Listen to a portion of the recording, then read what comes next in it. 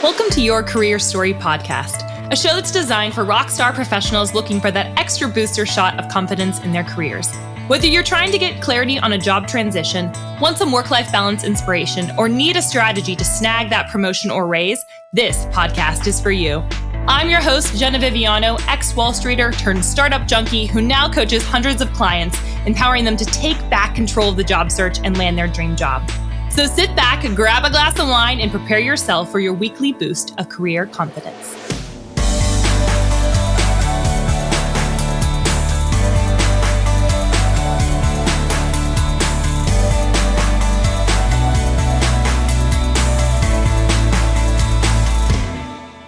Hello, friends, and welcome to another episode of the Your Career Story Podcast. This season, we're talking everything work-life balance, and I have one of my dearest friends here, Lauren Zoeller, who's going to be chatting with us all about the morning formula that you need to increase your productivity. So, Lauren, thank you so much for being here. I'm so excited to have you here. I'm so excited to be here. Finally. I know, finally. I was on Lauren's podcast a little bit ago, so we're going to be chatting about some similar topics, but really unpacking the work-life balance piece. So, Lauren, why don't you just introduce yourself? Tell us a little bit about who you are and what you do.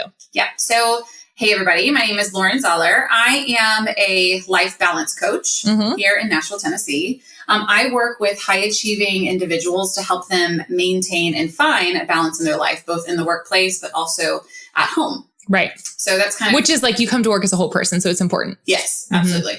And so...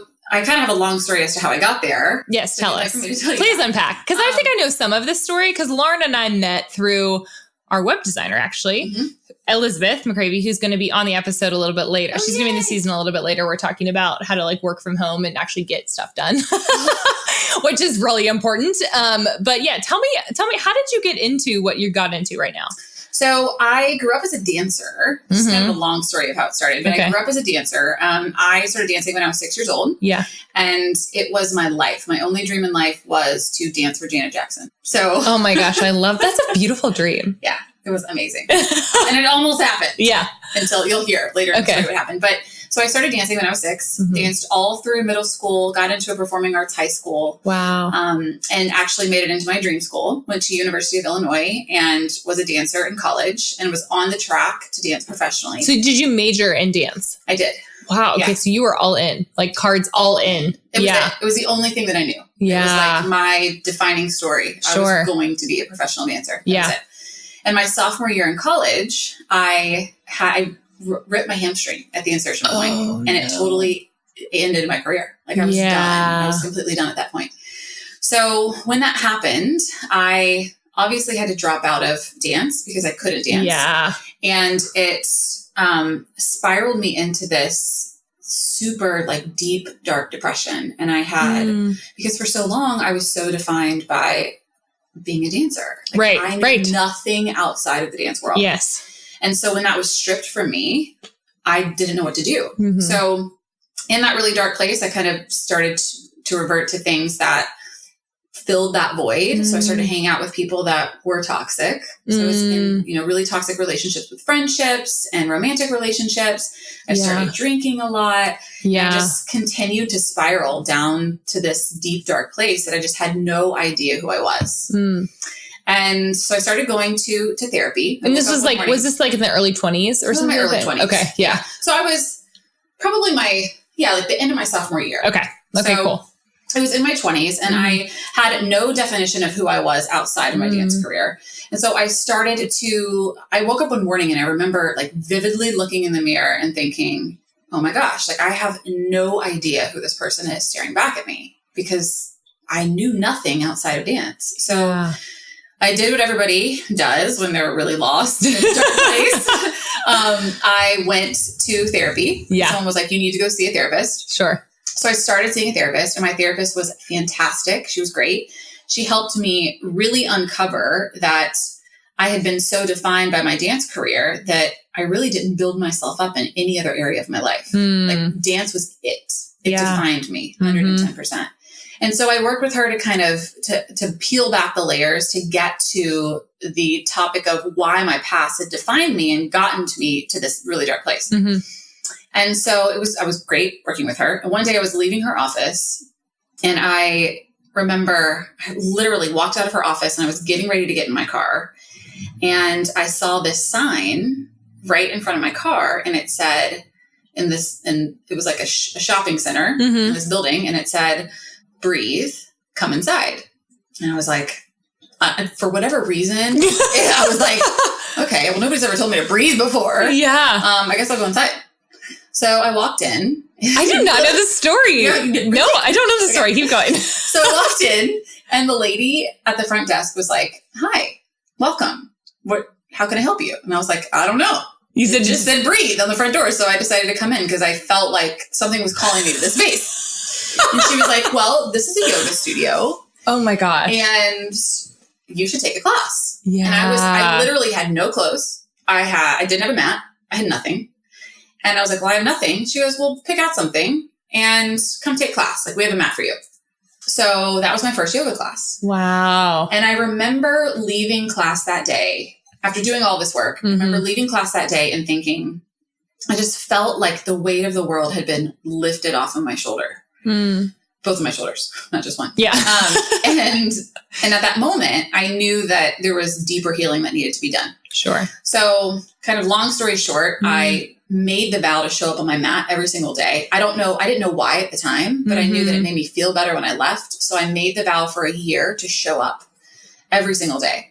And at the end of that year, I felt like a new person. Like I felt like I could finally, I wasn't defined by who I was as a dancer, but there were still some missing pieces. Like I didn't know in that time, in that year, since my dance career was over, I started to look at different job opportunities. Yeah. Finished my degree and started working in the corporate world and was still kind of missing that piece of myself. Like, who am I? I'm not a corporate person. Yeah, I didn't feel fulfilled there. And so someone had recommended, I started doing yoga. I ended up finishing my yoga teacher training, was still working in the corporate world. Yeah. And I still felt like there was a little piece of me missing. I didn't know what it was. And so I had a dear friend of mine say, well, why don't you look at hiring a life coach? Yeah. And I was like, a life coach? A life coach? Yeah. Like, what's a life coach going to do for me? She goes, just work with one. Like, life coaches really can help you figure out where you want to go. In life. Yeah. Yeah. And so I did. I hired my first life coach after finishing my yoga teacher training. Yeah. And my life coach helped me kind of discover who I was going forward and where I wanted to go with my life. And I started to notice that some of these same questions that I was asking myself were starting to appear in my students, my yoga students. And I felt like it was out of my scope of practice to take them any deeper than where we already were. Sure. So I decided to go back and get my life coach certification.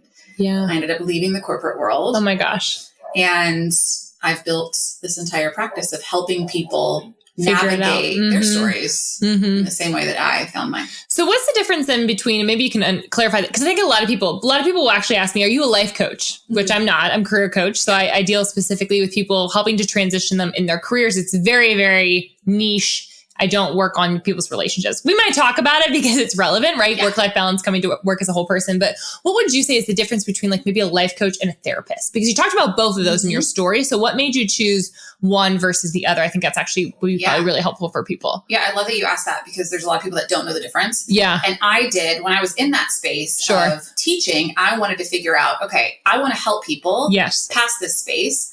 Where do I want to go? And so I looked into therapy and the easiest way that I can put it, the difference between therapy and coaches are therapists work with people from past to present. Sure. And life coaches work from present to future. That's beautiful. So that makes sense. Yeah. So we want to know where you are now and where you want to go. Where you want to go in the future. And build that roadmap and hold you accountable to getting there. Yeah. That's good. That's super good. So now you do life coaching. You specifically work with people that are more high performing achievers, right? Is that how you describe it? Yes. And what are some of the like narratives that people typically you're seeing are like coming up in their stories? Yeah. So I work with people that have a lot of issues around overwhelm. I can't relate to that at all.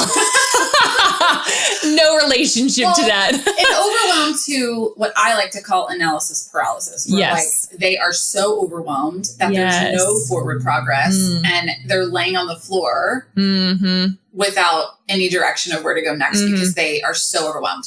So I see overwhelm a lot. I have a lot of destruction in relationships and not just romantic relationships, relationships with children, relationships with friends, personal relationships, coworker relationships. Yeah. So it's that, it's the story piece that people have kind of gotten in this rut of telling themselves these negative stories and choosing fear over and over and over again to the point that they're stuck. Yeah. And they can't move forward. Sure. So a lot of the people that I work with, it's really digging deep into those stories. Yeah. And then kind of, I call it peeling back the layers of the onion. Yeah. Like getting to the root of what is keeping you in this stuck place and how can we get you from stuck to unstuck and hold you accountable through a roadmap to get there. Yeah. So let's talk about work-life balance within that context, right? So like when you think of work-life balance, and I'm asking every single person in this season this question, like what does work-life balance mean to you specifically, Lauren? Yeah. So this is interesting because I think that my answer when I first got into coaching would have been totally different. Wait, why? Why do you say that? Because we think of work-life balance as this thing that we can actually attain. Okay, valid. Yeah. And I personally believe through working with clients that we can't actually achieve balance. Balance is perfection. Yeah. Right? It's an interesting concept. And so to me, work-life balance is really this concept of counterbalance. Like what do we do in our lives when, stuff is flying all over the place? What do we do to counterbalance what has been out of whack in our life? So I think of balance, the term balance, as this notion of perfectionism or, that moment of enlightenment or that moment of meeting God in prayer, right? It's this thing where we can definitely attain, but we always come back down to this human state that we're in. Yeah. And really it's the talk of counterbalance. Like how do we find that ebb and that flow? Right. Because you can't stay at a continual equilibrium. Like it literally does not exist. Yeah. Because we can hope to achieve, because I even think about myself with my own personal journey of quote unquote work-life balance, or some people use work-life continuum. There's like so many different phrases that people have used throughout the season to describe actually work-life balance. A lot of people have opinions about that. But I think what you're saying is very true, that we don't really have, it's not very consistent. Yes. It is really all over the map because life is not consistent. The one thing that you can be guaranteed is change in life. All the time. So you're saying that it's more how do you counter the things that come into your playing field? Yeah. And there's relief around that, right? Like there's so much. There's freedom there. There's freedom. Yeah. And there's not this, like, so many people come to me and they're like, I need balance in my life. I need you to give me a plan of everything that I need. Yeah, which is super perfectionistic, very, very Enneagram 1 and 3. Yes. And I'm like, that's not the way it works. You've got to let yourself off the hook. I think I probably came to you for that. I was like, excuse me, give me a 1, 2, 3 step plan. I will hit every single metric that I need to hit. And that's not like, that's just not real life. Yeah. But there's so much freedom when you can get to that place and you can kind of have that sense of like, oh, I can breathe. I can work. So maybe I've worked a crazy, 50, 60 hour week this week. Sure. What do I need to do to then counterbalance that so I'm not hitting burnout all the time? Yeah. So what does that look like? Like say that was your situation. Like you worked 50 plus hours one week. So I can relate to that recently and in your work week. And then how do you counterbalance that? Like what would a counterbalance look like? So my next week that I come into, I would make the vow that I'm not going to work 50 to 60 hour weeks. And I'm going to take time to completely decompress. Maybe I add an extra yoga class in, or I go do things that are more restorative for my body and for my soul and my brain. So I will spend a longer time in meditation. I will go to a yin class or a yoga nidra class that's going to reset my nervous system. Sure. Because I know that I've kind of taxed it the week before. Yeah. So it's just really finding that whole. It's just being respectful to your body. Being respectful and listening. Yeah. So tell me a little bit about intentional listening. So I feel like for me, I did not really understand fully what that was until I moved out of New York City and moved to Nashville because I feel like I just didn't understand what that concept was. So like, I don't think a lot of people know how to do intentional listening really well. So can you like unpack that a little bit for us? Okay. So the simplest way that I'm going to put it is when you're hungry, what does your belly do? Growls. Okay. It's like, hey, I'm hungry. Yo, girl, get some food. How many times during a work day have you ignored it? Oh, all the time. Right. All the time. Yeah. So that's intentional listening right there. Okay. You're not being intentional with what your body is telling you. Right. So it's telling you that you're hungry. Yeah. I'm prioritizing my mind versus my bodily functions. Yes. Okay. Yeah. So that's a huge shift for people. Like it's a huge shift to get people from, your body will literally tell you every single time it needs something. If it needs sleep, if it needs rest. But we as humans have become conditioned to turn it off. Yeah. Why is that? Because we'd rather plow through. Yeah. We would rather we constantly think that we're running away from the bear. Like we're not supposed to live in this fight or flight space that we live in. Yeah. But yet we're so conditioned to live there just because that's the way that we are. We live in this high-paced society where all we do is just run from one task to the next. Yeah. Right? I mean, I totally relate to that. Yeah. Yeah. So that's a huge shift with people when they get really clear on what their body is telling them and how to listen to it and actually give it what it needs, because we don't do that. Yeah.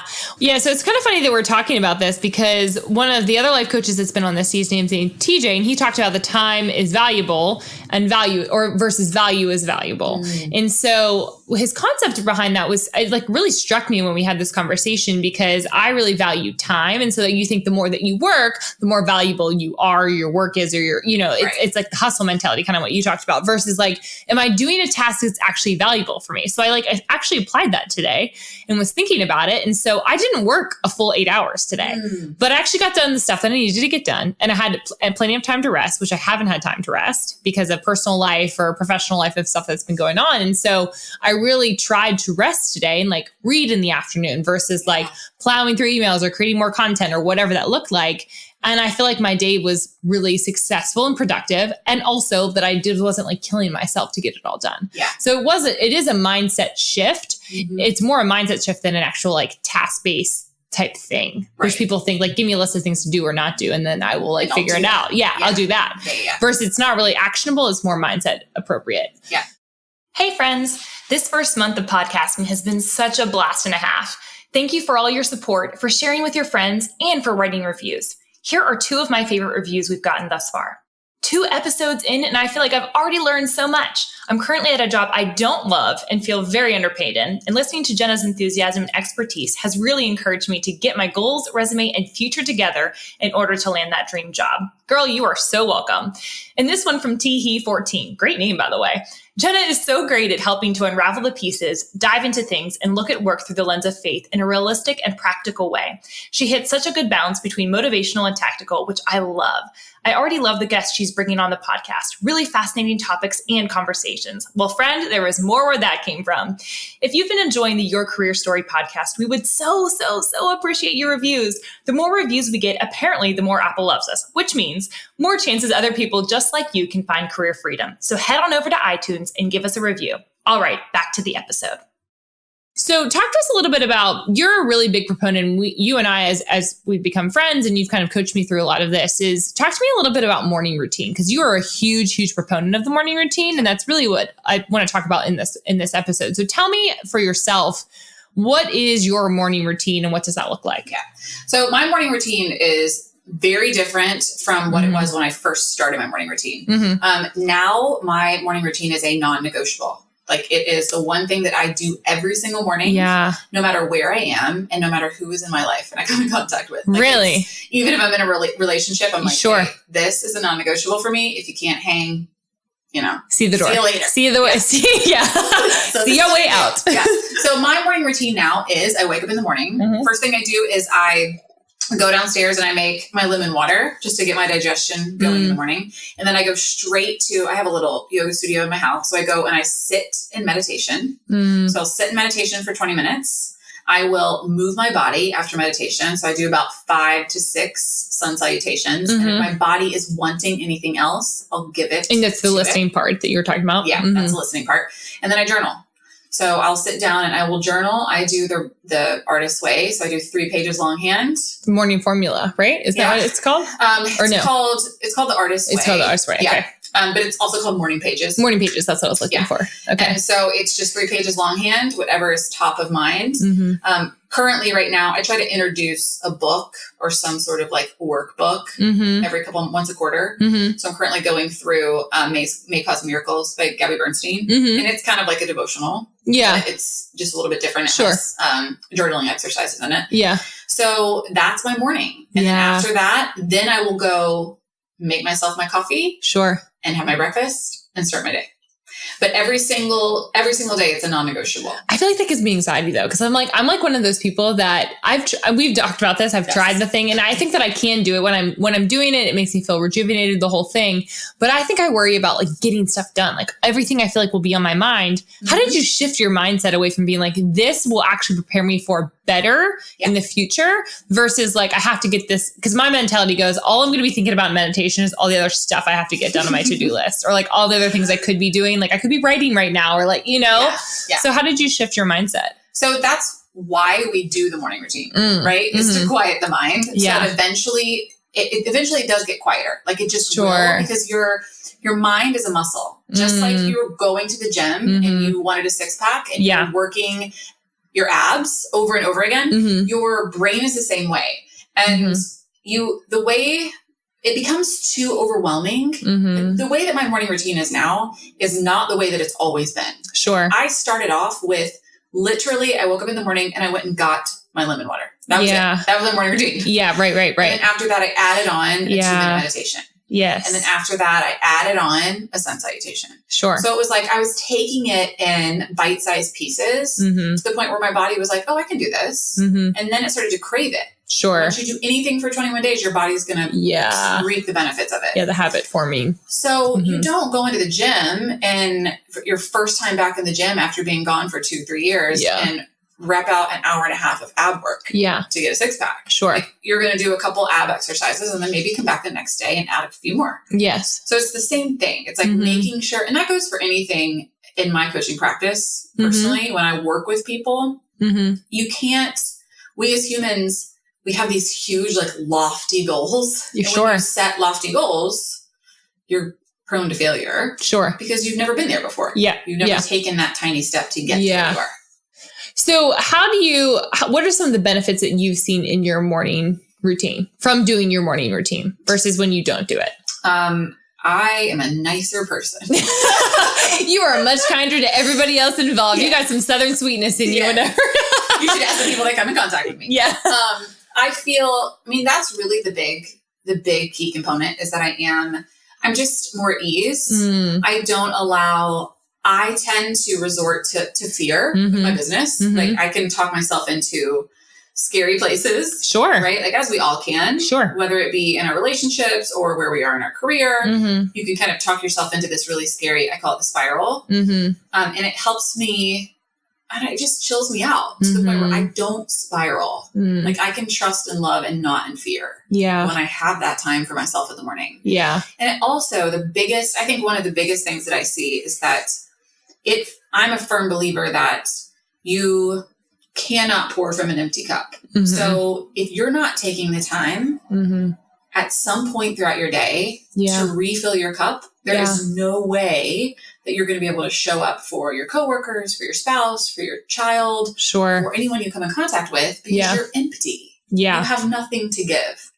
So to me, that concept in and of itself is the whole reason I do a morning routine, so that I can show up for others and be there for my clients and be there for my friends. It's almost like a good leadership thing, a good leadership routine, if you will. So like if you're a leader and you're listening to this and you aren't spending time for yourself, there's no way that you can then fuel into or feed into your employees because you don't have anything to give. And when you're a leader, that is a large portion of what it calls to be a leader. It's not to be a dictator. It's to serve other people actually in the process of empowering them and all that kind of stuff. But if you're not doing that for yourself, you're in turn not going to be really successful in doing that for other people. So I totally relate to that, because I can feel like whenever I'm feeling burnt out, I'm not as present for my clients. Cause I'm just like, can we just get through this? I just need to like, that's terrible. Right. But it's like a feeling where it's internally in my brain, I'm so exhausted. It's not like the client's fault. Yes. It's me not feeling fully rested for it. Right. Yeah. And that's the problem. Yeah. And I think being a leader too, you're called a leader for a reason. You need to set the stage and be an example for the people that you come in contact with. So I recently had a client who came to me and I was telling her how she has to be a leader and set an example for the people that she shows up for, her other coworkers. And she came so flustered to me a couple weeks ago saying, I don't understand why people need stuff from me all the time. Yeah. They email me at 2, 3, 4 o'clock in the morning. Yeah. And they constantly need things. And I'm like, well, are you responding? Like, are you responding at 2, 3 o'clock in the morning? She's like, well, yeah, it has to get done. You're like, nothing's going to shake the kingdom of God so much that you need to be responding at 2 in the morning. Yeah. And she's like, well, I'm not sleeping. I'm like, well, this is your own fault. Like, you're creating that. Yes. You didn't create the boundary. Right. You didn't create the boundary. You didn't set the standard. Where's your morning routine? Where you have to come to the team and say, hey, no emails before 7 a.m. What are you doing up? Period. What are you doing up? Right. Yeah. Exactly. So it just trickles down. Like if you're a good leader and you want to be a strong leader, you've got to practice this, filling your cup so you can show up for other people. Yeah. And I think that's also true. Like a lot of people complain about maybe middle management that doesn't do this. But if you are middle management, like this is something that even if your higher ups aren't doing for you, you can do for people that are below you, because that is honestly where a lot of the breakdown happens in a lot of companies. It's not necessarily top leadership. It's usually in the middle management that feels the pressure from top. So if you're in middle management and you're listening to this podcast, this could be one way in which you like really start to evaluate, how am I treating my employees that are below me? And am I empowering them to also have work-life balance and help them find freedom, even if I'm not personally experiencing it, because that's the sign of a true leader. Yes. Right? Yes. You had talked a little bit before, you'd mentioned counterbalance versus like really achievement about balance. Can you like unpack that a little bit more than you did before? Because I just find that concept super, super interesting, where the counterbalance portion, I feel like explain that a little bit more. Yeah. So it's so easy for us to have this, especially if you are a high achiever. Yeah. Right? You're a high achiever for a reason. Yes, exactly. You strive for perfection. Whether we want to believe it or not, we're always striving for perfection. That's why I say I work with high achievers, because most of the people that come to me are high achievers who want to attain balance. So it's like they want to win the race and be able to say that they're balanced human beings. Yeah. But it's not real. I'm going to win this thing. Yeah, the prize. I'm going to be balanced. And I'm like, guess what? So the first thing I always tell them in their first session, I'm like, hey, guess what? You paid your money to coach with me. And I'm going to tell you right now, I'm not going to help you find balance. Yeah, that's probably like jarring. Yeah.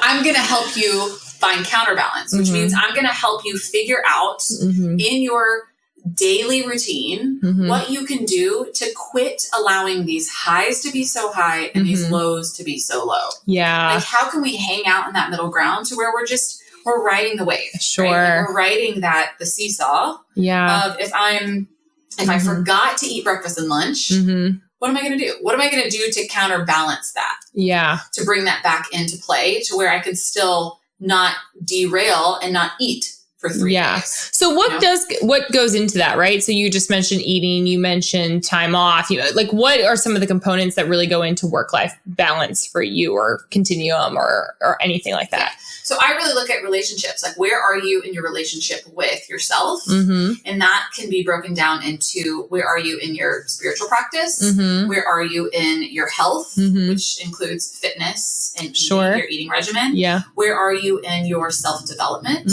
But then it also goes into how do you manage these relationships in your life? Like what are you doing to have healthy conversations with your spouse if you are working? Sure.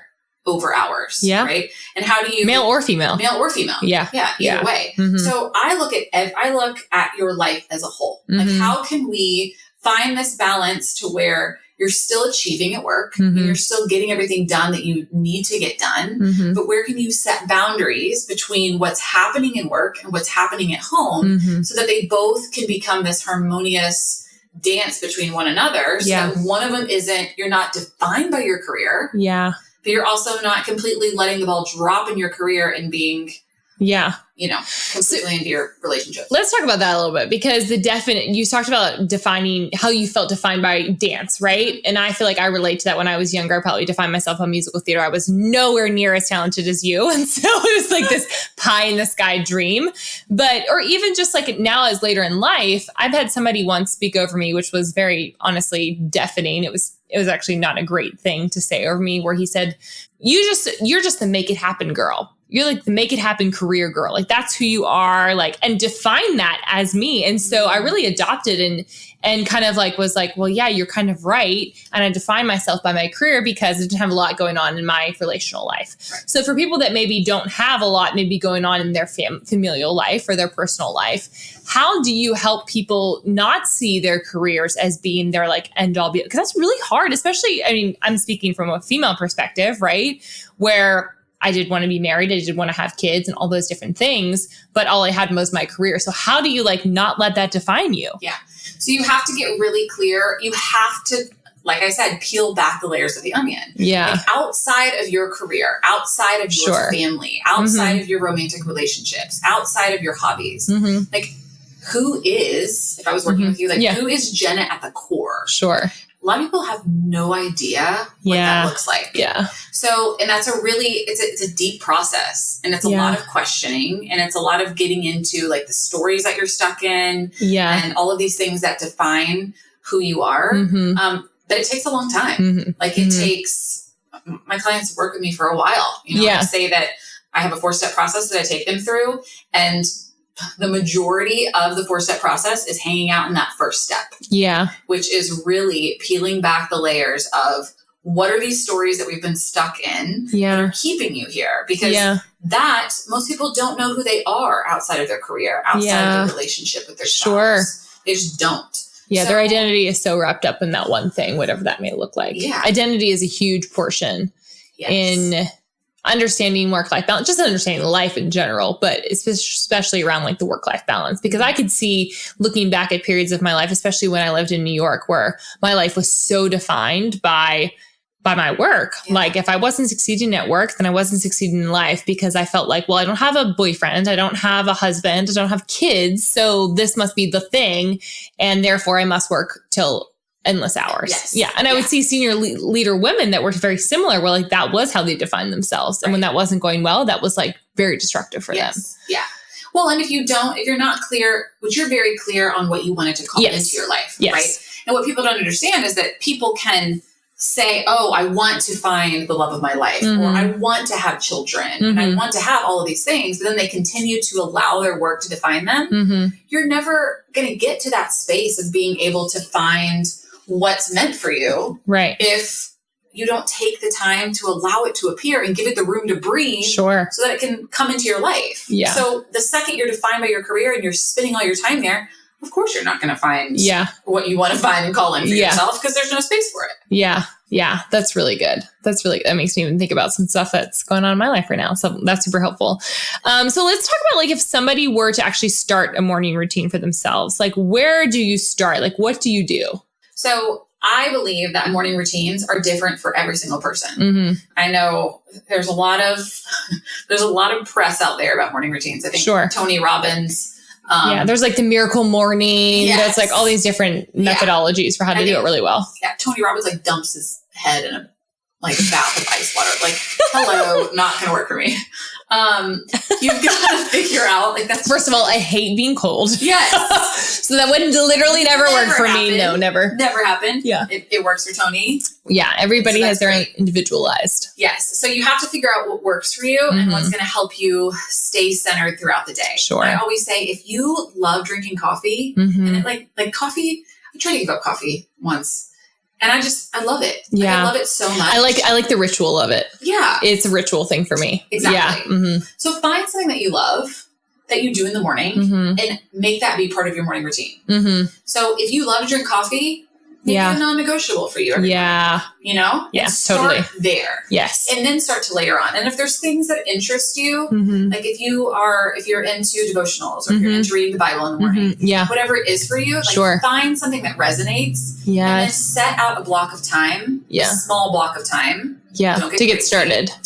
Yeah. And then start to layer it on. A coach is a great place if you're looking for help to kind of build a morning routine. A coach can help you hold you accountable to meeting the morning routine. Sure. If that's something that you feel as though you need to build to help you in your career and in your life. Yeah. I would say that when we started to work together, we talked a lot about morning routine. And I did find that like when I was doing the meditation never stuck. I'll be honest. It just was not my thing. But I did spend time, like I did my Bible reading. I sat outside. I like made it a ritual. So I would sit outside of my balcony. First I would go downstairs. I'd get my coffee from my machine downstairs in my apartment building complex. And I would come upstairs and I would sit on my balcony and I would read probably something biblically related. And then I would do the morning pages that like literally, and I remember actually recently, somebody else who's going to be on this podcast here, Christy McClellan, she asked me recently, she goes, you still doing that morning pages thing where you're writing something three pages front and back? And I was like, no, but I need to get started back into that because I felt like it really was therapeutic for me. And that was like a really great time I remember that very vividly as being like, that was a good time in life. Yes. And I think really it was because of how I started out my day. Right. And so I do think that other obviously contributing factors to that, but mostly because my day started out I love slow mornings. Yes. Yeah. Slow mornings for me are such a gift. Yeah. And there's so much power, especially coming back to the morning pages. The reason that I kind of got into morning pages and I thought it was so amazing is that I was attending a conference. Yeah. And it was like a women empowerment conference and they had a panel. Yeah. And there were 4 of my like biggest mentors that I look up to. Sure. In coaching. Who were they? I remember you telling me this story. Brene Brown, Gabby Bernstein was there, Marianne Williamson. Yeah. And I forget who the 4th one was. It'll come to me. Anyways, these 4 women were sitting on this panel. Sure. And they were talking about morning routines and they were all asked the question, like, what's your non-negotiable in the morning? And none of them had talked about this beforehand. They were just being rattled off questions. And like clockwork, all 4 women said morning pages. Yeah. Every single one of them. And I was like, what is this morning page? Yeah. So you looked it up. So I looked it up and I started to implement it. And it's what it does for you is amazing. Because it's like a mind dump. Yes. It's a total mind dump. So that you're able to process and get all of the junk out of your brain so that all that you have are fresh ideas throughout the day. Yeah. So I think morning routine or morning pages is amazing. Yeah. It's a great place to start for your morning routine. Sure. We're going to put that in the show notes of like what the link to morning pages, because I do too. I also think it's super valuable. Yeah, so it is very helpful. I've been doing it for a long time. Yeah. It's a super valuable part of your practice. Awesome. So this has been awesome and really helpful. And I feel like it's even helped rebirth some ideas for me of like what I need to be implementing in this next season of summer as we're heading into a season of rest. But where can people like reach out to you or get in touch with you if they maybe want to work with you or if they just want to follow you? So you can follow me on Instagram. Yeah, you're very active on the gram. On the gram. So at Lauren Zoeller. You can also check out my website, laurenzoeller.com. I also am on LinkedIn, but I'm not as active as you. I'm trying. That is okay. That's okay. I'm kind of like crazy about it. Yes, the LinkedIn queen.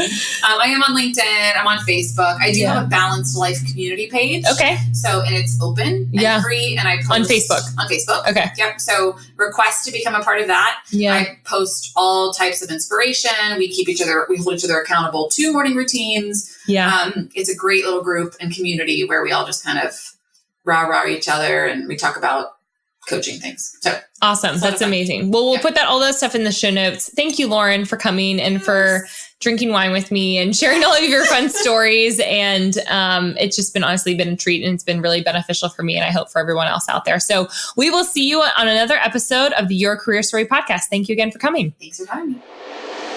Hey, y'all. Thanks so much for listening to Your Career Story podcast. I would love to get to meet you. And there are a couple of ways that we can connect in between episodes. First and foremost, I love my LinkedIn. Second is via Instagram. And third is over on my website. I actually have a special spot just for you full of fun, free resources. So all you have to do is go to www.geneviviano.com/resources. Super simple for a bunch of freebies that will help you boost your career. Hope to see you next week.